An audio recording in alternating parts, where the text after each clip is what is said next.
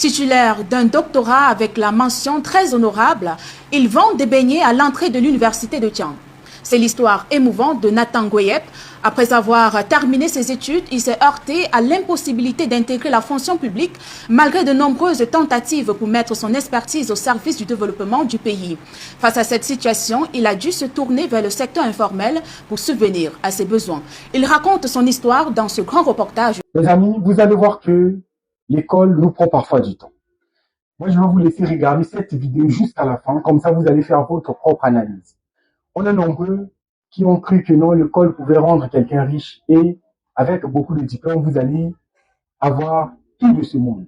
Cette vidéo est la preuve que entreprendre peut parfois être une bonne décision. Si toi tu es encore à l'école et que tu ne sais pas encore quoi faire, moi je te conseillerais de commencer là où tu es parce que cette vidéo va peut-être te décourager, mais n'abandonne pas. Va à l'école, mais à côté, fais aussi le business. Si ce monsieur avait pu faire le business en étant en première année, il allait vraiment être aujourd'hui un chef dans son propre entreprise. Alors, regardez cette vidéo et laissez-moi en commentaire si ça vous a plu. C'est une véritable curiosité qui fait le tour des réseaux sociaux depuis quelques jours.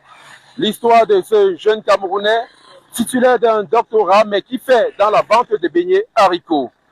Nous sommes venus à sa rencontre ici dans la ville de Tian, à l'ouest Cameroun. Bonjour, monsieur Julien. Bonjour, boss. Comment tu vas? C'est toi qui es la star depuis quelques temps. On parle tellement de toi ces derniers temps. Et bien évidemment, cela est parti comme un jeu. Et surtout que je n'étais pas prêt pour cela. Et donc, c'est une véritable surprise, monsieur Julien. Je n'ai jamais imaginé un jour être célèbre sur la toile. Bon, c'est vrai que beaucoup n'y croient pas. Hein. Quand on voit le profil de l'homme et on voit l'activité qu'il mène, on a de la peine à croire. Est-ce que c'est vrai? C'est une vraie réalité, c'est une réalité, monsieur Julien. Une réalité que le docteur Nathan, comme il est communément appelé ici, démontre en présentant sa thèse de doctorat, défendue avec brio si l'on s'en tient à la mention très honorable, décernée par le jury. Ces travaux portaient sur les immigrés nigérians à Douala, stratégie d'insertion et l'impact socio-économique dans la ville de Douala. Nous avons démontré dans nos recherches que les immigrés nigérians sont de véritables stratèges dans l'économie du Cameroun, en particulier dans la ville de Douala. Bon, maintenant, sur le terrain, nous avons trouvé certaines irrégularités. Le Cameroun est devenu une poubelle de l'immigration. Il n'y a pas un véritable contrôle des immigrés. Il y a une véritable porosité au niveau de nos frontières. Et tout entre, tout sort. Et il n'y a pas de contrôle. Cette porosité a conduit à l'envahissement du Cameroun par des étrangers qui, pour la très grande majorité, sont en situation irrégulière. J'ai enquêté 2 grosses structures nigérianes au Cameroun. Je suis parti au consulat nigérian de Douala. Ils m'ont donné des chiffres.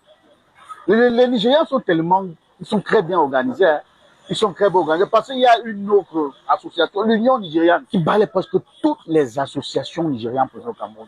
Donc quand j'ai pris des données au consul nigérien, j'ai pris des données de l'Union nigériane, j'ai pris des données de l'État du Cameroun, ça n'a rien à voir. D'après nos données du terrain, parce que moi je donne mes données que moi j'ai eu à prendre sur le terrain, près de 80% des Nigérians sont en situation d'irrégularité. Dr Nathan Goyep, grâce aux résultats de ses travaux, croyait offrir à l'État du Cameroun des outils pour mieux structurer sa politique en matière d'immigration et pour mieux contrôler les échanges avec les pays voisins. Si l'État du Cameroun met l'accent sur la régularisation de tous les immigrés confondus, je crois qu'on doit avoir un plus.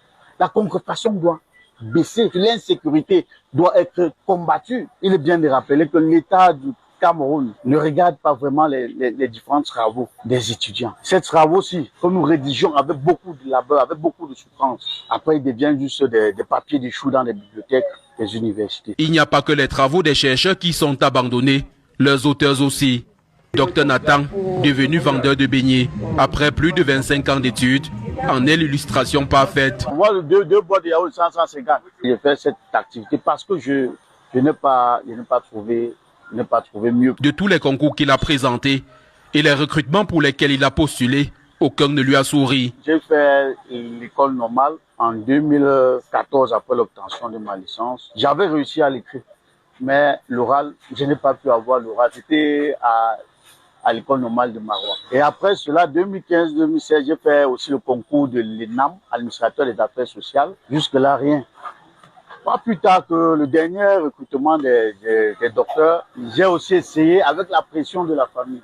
Avant de se lancer dans cette activité, Nathan Gueyeb avait découvert la dure réalité des vacations au Cameroun. J'ai commencé d'abord par donner les vacations 2 ans au lycée bilingue de Bacham, où je faisais partie des vacataires les mieux payés.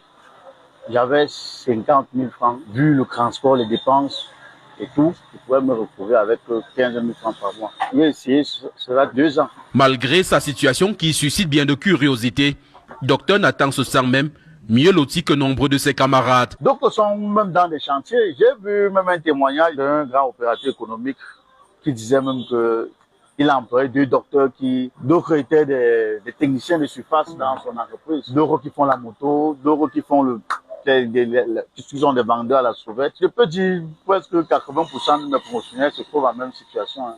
Sauf ceux qui ont eu le couloir, ils ont pu s'impliquer. Installé au lieu dit Entrée Campus à Tchang, Dr Nathan Gueyeb ne constitue pas une source de motivation. En lui, beaucoup ont trouvé l'argument de ne pas faire de longues études. Normalement, quelqu'un n'allait pas fréquenter, venir vendre les beignets au Carrefour. Quelqu'un n'allait pas fréquenter tous les cours jusqu'au doctorat et venir vendre les beignets avec nous au Carrefour. Ce n'est pas normal. D'un pays sérieux comme le Cameroun, ce n'est pas normal. Il est là tous les jours à 6h, 21h. C'est regrettable, Ça ne nous donne pas l'envie vraiment d'envoyer les enfants. Les étudiants disent juste que grand frère, avec tout le travail là, qu'est-ce que tu fais derrière les beignets? Mais tu ne nous encourages pas à continuer avec les études des grands. Vu tes compétences, grand frère, tu es un monsieur, nous on t'apprécie beaucoup.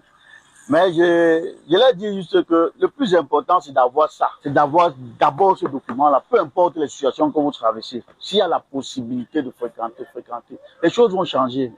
Ne disons pas que non, voilà un aîné qui a fait la géographie. Une géographie qui est une filière tellement ouverte, pluridisciplinaire, qui vend les beignets. Non. Si vous avez l'occasion, mes chers cadets à l'université, fréquentez.